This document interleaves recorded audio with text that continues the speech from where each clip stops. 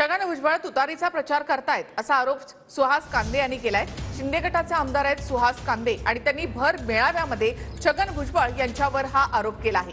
भुजबळांनी मंत्रिपदाचा राजीनामा द्यावा आणि तुतारीचं काम करावं असं सुहास कांदेंनी म्हटलंय।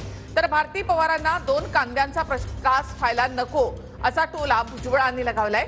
आमच्या निष्ठेवर सुहास कांदेंनी सर्टिफिकेट देऊ नये असा पलटवार भुजबळांनी केलाय। बीजेपी के सागर भाऊ असेल, शिंदे साहेब असेल, गणेशराव शिंदे असेल, सानप साहेब असेल, सागर असेल, यांनी मला वाटतं ही ताईला ही गोष्ट कळवावी। कारण जर भुजबळांना मंत्रिपद घ्यायचं असेल तर ते महायुतीमधून मंत्रिपद घ्यायचं आणि काम करायचं असेल तर ते तुतारीचं काम करायचं।